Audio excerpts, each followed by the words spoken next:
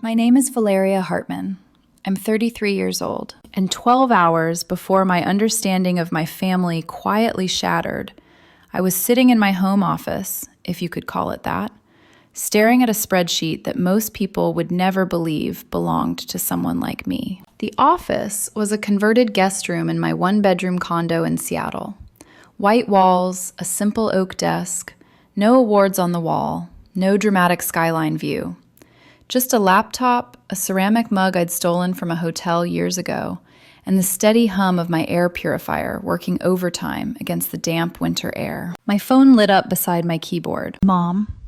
I almost let it go to voicemail. I was reviewing quarterly projections for one of my logistics firms, and my brain was still half buried in shipping routes and port delays. But something in my chest tightened the moment I saw her name. "Hey, Mom," I said, answering on the second ring, still scrolling through numbers. "Everything okay?" There was a pause, not the normal half-second hesitation she always had before launching into gossip or asking how work was going. This was heavier, measured, the kind of silence that carried bad news inside it. "Valeria, sweetheart," she finally said, her voice low. "We need to talk about something serious." I stopped scrolling. That tone meant only two things in my family. Someone was sick or someone needed money. "What's wrong?" I asked, leaning back in my chair. Another pause. Longer this time. I could almost hear her rehearsing. "I'm afraid I have some difficult news about your trust fund." I blinked. My fingers froze above the keyboard. "My what?" "Your trust fund, honey," she repeated gently, like I was the one being unreasonable. "The inheritance your grandfather left you when he passed away." I turned my chair toward the window, watching the gray Seattle sky hang low over the neighboring buildings. "Mom," I said carefully, "I don't have a trust fund." Her breath hitched. "Valeria, please, don't make this harder than it already is," she replied, tension creeping into her voice. "Your father and I had to make a decision." "What decision?" I asked. "About what money?" "Your inheritance," she said. "The money your grandfather Dominic left you 7 years ago." I laughed. Once. Short and confused. "Mom, Grandpa Dominic didn't leave me any money." Silence. "He left me his old fishing tackle box," I continued, "and about 40 years of National Geographic magazines." The pause that followed felt endless. "Valeria," she said finally, her voice quieter now, "your grandfather left you $380,000. I stared at the wall. "We've been managing it responsibly," she went on, "giving you monthly distributions from the investment returns." I laughed again, this time harder. "Mom," I said between breaths, "what are you talking about?" "The monthly payments," she snapped, defensiveness rising. "The $2,500 we deposit into your account every month." My laughter turned hysterical. "You think you've been giving me money?" "It's not imaginary," she insisted. "We've been supporting you so you could pursue your little shipping projects without stress." I had to put the phone on speaker. I was laughing too hard to hold it. "My shipping projects?" "Yes, whatever it is you do with those containers all day," she said sharply. I wiped my eyes. "Mom," I said, forcing myself to breathe, "walk me through this from the beginning." She sighed.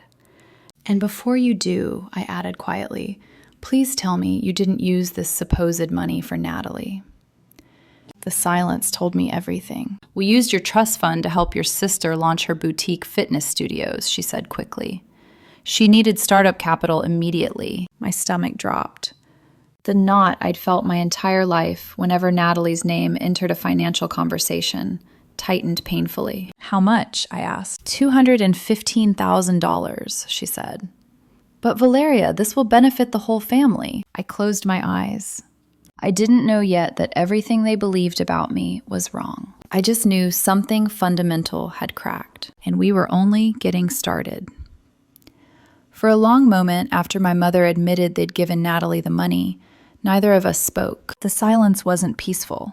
It was thick, crowded with years of unspoken assumptions, quiet judgments, and a version of me that apparently existed only in their heads. "Mom," I said finally, keeping my voice steady by sheer force of will, You're telling me that for 4 years, you and Dad believed you were supporting me financially? Yes, she said immediately, almost relieved that I'd said it out loud. We didn't want you to feel embarrassed. You've always been independent. Independent. That was her polite word for unsuccessful but stubborn. And you never once thought to ask why I never mentioned it? I asked. You don't like talking about money, she replied. We thought it was a sensitive subject. I closed my eyes. The truth was simpler and uglier. They hadn't asked because they didn't care enough to question the story they'd already written. Mom, I said slowly, what exactly did you think my life looked like? She hesitated. Well, she began carefully. You live in a small condo. You drive that old Toyota. You never talk about promotions or bonuses. And Natalie, there it is, I interrupted softly. Natalie's always had big ideas, she continued, ignoring me. Ambition, vision. She takes risks and fails, I said quietly. She didn't argue. I leaned forward in my chair, elbows on my knees, grounding myself in the familiar creak of the wood floor beneath my feet. You assumed, I said, that because I live modestly, I must be struggling. No, she protested. We assumed you were comfortable, but not secure. Comfortable.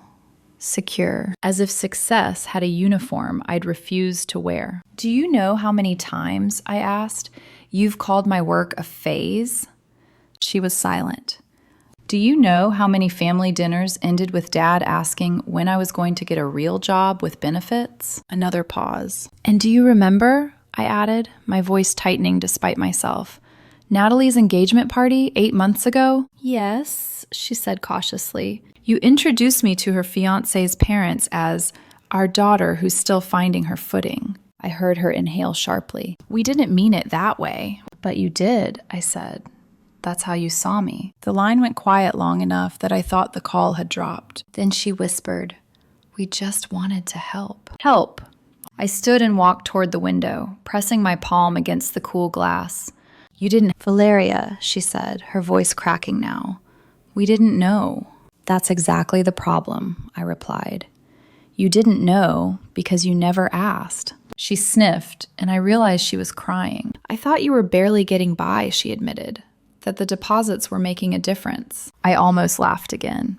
Mom, I said gently, I never noticed the deposits. What do you mean? She asked. I mean, I've had those transactions sitting in my account for 4 years, and I never once questioned them. Because the silence on the other end was absolute. Valeria, she said slowly, what does that mean? It means, I replied, that I didn't even realize you were sending money because it was too small to register. I could hear her breathing, shallow and uneven. That's not funny, she said weakly. I'm not joking. Then explain, she demanded, panic creeping in. Explain how you didn't notice. I turned back to my desk and opened my laptop, pulling up my banking app. Mom, I said, scrolling, you've been depositing $2,500 every month into my checking account at Bank of America. Yes. That account currently has a balance of $9.7 million. A sharp gasp. That's impossible. It's my operating cash, I said. Day-to-day liquidity. Her voice trembled. Valeria, what do you do for work? I smiled sadly. You think I coordinate shipments for small import companies. That's what you said. No, I corrected. That's what you heard. I paused. I run 3 logistics companies. Silence. Last year alone, I continued, their combined revenue was just over $210 million. The sound she made wasn't a word. It was closer to a sob. You're lying, she whispered. I can email you my tax returns, I said calmly, or screenshots of my accounts. I pulled up my investment dashboard. Mom, I added, my liquid assets, just liquid, are hovering around $487 million. I heard something clatter on her end. A chair, maybe. Oh my God, she breathed. And that, I said, doesn't include the equity value of my companies. Her voice came out hollow. Why didn't you tell us? I thought about it, really thought. When would I have told you? I asked. Between Dad asking if I'd considered going back to school, Or between you reminding me that Natalie was the ambitious one? That's not fair. It's accurate, I said. Another silence. Then she whispered, "We thought we were helping you survive." I swallowed.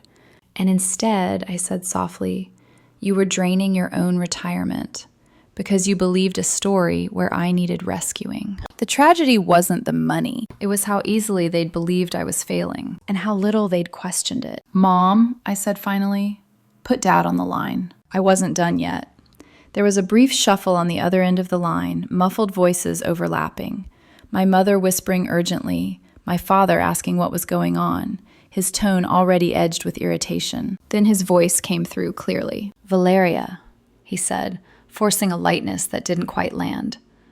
"Your mother says you're upset about the trust fund. What's all this about?" I exhaled slowly. "Hi, Dad," I said. "Mom was just explaining how you've both been sending me monthly payments from an inheritance that doesn't exist." "That's not true," he replied immediately. "Your grandfather Dominic left you that money." The attorney explained everything. "What attorney?" I asked. There was a pause. "Dad," I continued, "I was at the reading of Grandpa Dominic's will. Do you remember that?" "Yes, of course." "And do you remember what I inherited?" Silence. "He had about $12,000 in his checking account," I said calmly. "A reverse mortgage on his house, no trust, no investments. I got his fishing gear, his antique compass, and his magazine collection." "That can't be right," Dad said, his confidence wavering. "We wouldn't have just made that up." "I know," I said gently, "but that's what happened." I heard him whisper something to Mom. Her reply was too quiet to make out. "Then where," he asked slowly, "did the deposits come from?" "You," I said. "Both of you." Another long silence. "You've been transferring $2,500 every month from your retirement savings into my account for 4 years, I continued.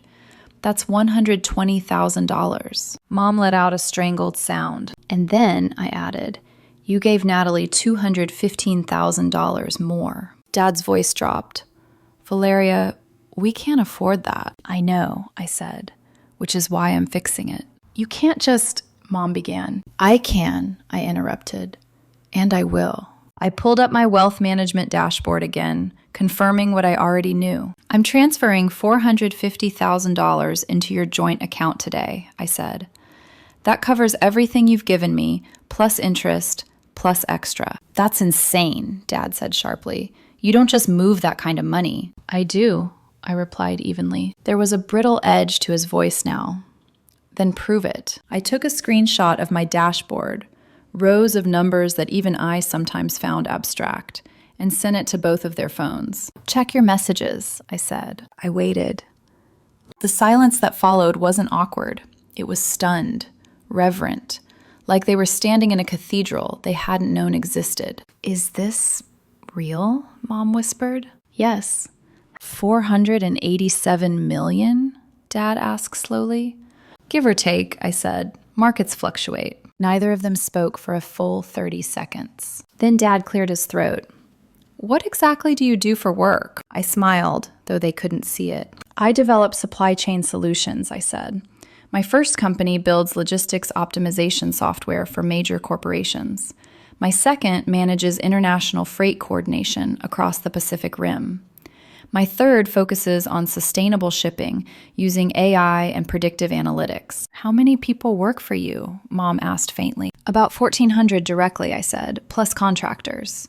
The quiet stretched again. And then, quietly, Dad said, "We owe you an apology." "For what?" I asked. "For treating you like a child," Mom said.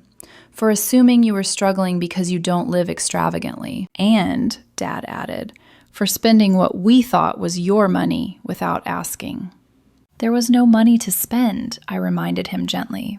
"But yes, you should have asked." I glanced at my laptop clock. My next investor call was still 20 minutes away. "There's something else," I said. Mom sniffed. "What now?" "What's the name of Natalie's company?" "PulseCore Studios," Dad replied automatically. "Why?" I typed the name into my portfolio search bar and laughed. Hard.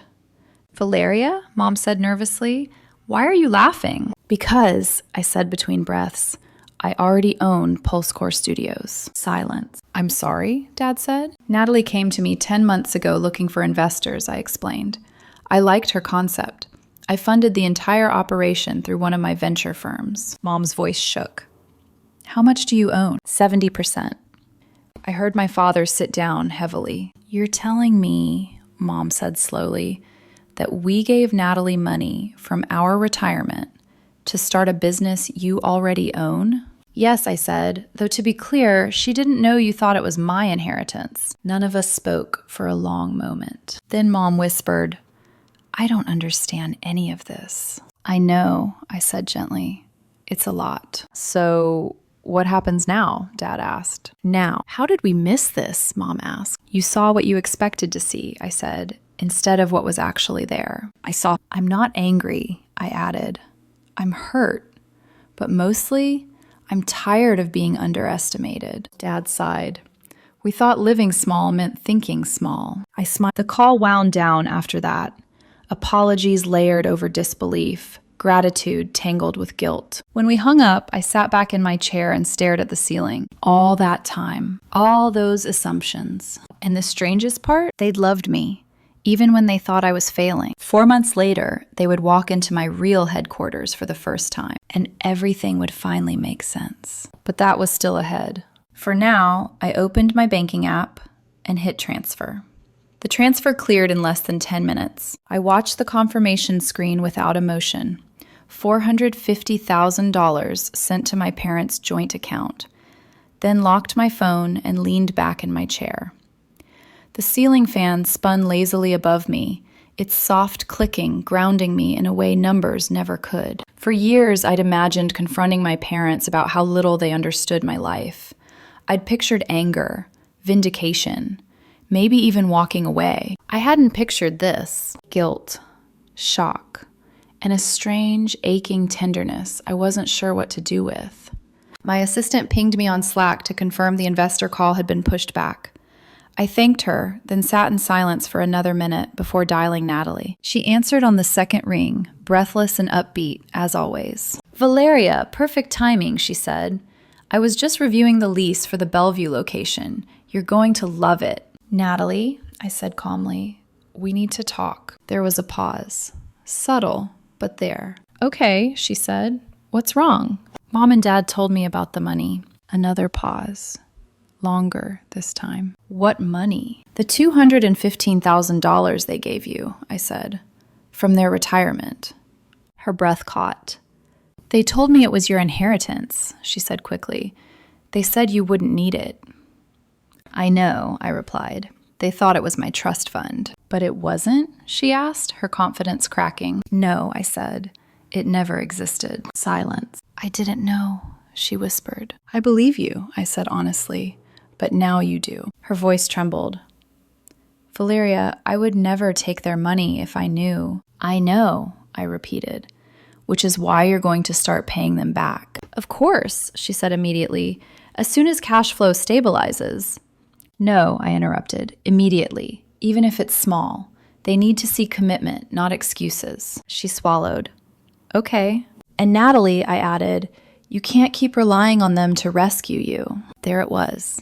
The truth she'd avoided her entire life. I know, she said quietly. I didn't want to fail again. I know, I said. We ended the call gently, carefully, like stepping around a cracked foundation we both knew was still unstable. 20 minutes later, I was back in executive mode, discussing expansion timelines and risk assessments with partners in San Francisco, as if my family hadn't just detonated emotionally. That's the thing about building something alone. You learn how to compartmentalize. 4 months passed. Winter softened into spring, and with it came the call my mother had been both dreading and begging for. Can we visit? She asked. Your office? I smiled. Of course. They arrived on a Thursday morning, standing awkwardly in the marble lobby of my headquarters, 22,000 square feet across 3 floors overlooking Elliott Bay. Mom clutched her purse like a lifeline. Dad kept adjusting his jacket, eyes darting everywhere. This is bigger than I expected, Dad said. So was my life, I replied gently. I introduced them to my executive team. walked them through the operations center, let them sit in on a leadership meeting where we announced our European expansion. Mom didn't say much. She just watched. At one point, she leaned over and whispered, "They listen to you." I smiled. They trust me. Later, in my corner office, glass walls, water stretching endlessly beyond, Dad stopped in front of a wall of awards. Seattle Business Journal, Governor's Award, Mayor's Citation. "How did we miss all of this?" he asked. "You weren't looking," I said simply. He nodded, and for the first time didn't argue. PulseCore Studios' flagship location opened a month later. Natalie insisted Mom and Dad stand beside her for the ribbon cutting, as business partners. Dad looked confused. "Partners?" I smiled. "I negotiated a 12% equity stake for them in exchange for their initial investment." Mom stared at me. "Valeria, that's too much." "No," I said, "it's fair. When the company goes public next year," I added, "their investment will be worth about $3.8 million. Dad sat down hard on a folding chair. "I don't understand how you became this," he said. I thought about it. "I became this," I replied, "by learning early that no one was coming to save me." The words hung between us. Honest, but not cruel. That night, after the crowd cleared and the lights dimmed, we stood together, watching Natalie laugh with her team. "She's doing well," Mom said. "Yes," I agreed, "because she's finally standing on her own." Mom turned to me, eyes shining. "So are you." I nodded. Somewhere along the way, without realizing it, I'd stopped needing their approval. And somehow, that's when it finally arrived. The day my parents finally saw me didn't arrive with fireworks or applause. It arrived quietly. On an ordinary Tuesday morning, 4 months after everything unraveled, my mother stood in my corner office, staring out over Elliott Bay, her hands folded tightly in front of her, like she was afraid to touch anything. "I keep thinking," she said softly, "that if I blink, this will disappear." I leaned against my desk, watching her reflection in the glass. "It won't," I said. "This has been real for a long time." She turned to face me, eyes red-rimmed but steady. "We never asked." Dad stood near the awards wall, his fingers tracing the edge of a framed plaque like he needed physical proof. "No," I said, "you didn't." For a moment, none of us spoke. The hum of the building filled the silence. Keyboards clicking somewhere beyond the glass, muffled voices moving with purpose. My world, fully visible now. "I think," Dad said carefully, "we assumed success would look louder." I smiled faintly. "That's a common mistake." They stayed the whole day, sat through meetings, ate lunch with my leadership team, listened as I discussed regulatory hurdles and growth strategy with the same calm confidence I'd always carried. Just never around them. On the drive home, Mom finally said, "I feel like I've been introduced to a stranger." I considered that. "No," I said gently. "You've been introduced to your daughter. You just never really met her before." That night, she called Natalie. I wasn't on the call, but I heard about it later. How Mom cried, how Dad apologized, how Natalie promised again to repay every dollar. And she did. Small payments at first, then larger ones as PulseCore stabilized. No excuses, no dramatics, just responsibility. It changed her. It changed all of us. A year later, PulseCore Studios went public. The valuation came in slightly higher than projected. Mom called me, her voice shaking. "They said our shares are worth nearly $4 million. "I know," I said. "Congratulations." "You didn't have to do this," she whispered. "Yes," I replied, "I did." Because here was the truth I'd never said out loud. I didn't want revenge. I didn't want apologies wrapped in guilt. I wanted recognition, not of my money, but of my adulthood. That Thanksgiving, we gathered at my condo. Same small space, same old Camry parked outside. Natalie burned the turkey again, and we laughed until our sides hurt. At one point, Dad raised his glass. "To Valeria," he said, "for teaching us that strength doesn't always announce itself." Mom reached for my hand. "And for loving us even when we misunderstood you." I squeezed her fingers. "You loved me even when you thought I was failing," I said.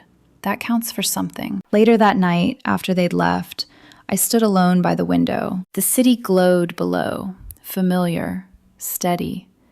All the money in the world couldn't buy what we'd rebuilt, slowly, awkwardly, imperfectly. Understanding. And for the first time in my life, I didn't feel invisible in my own family. I felt seen.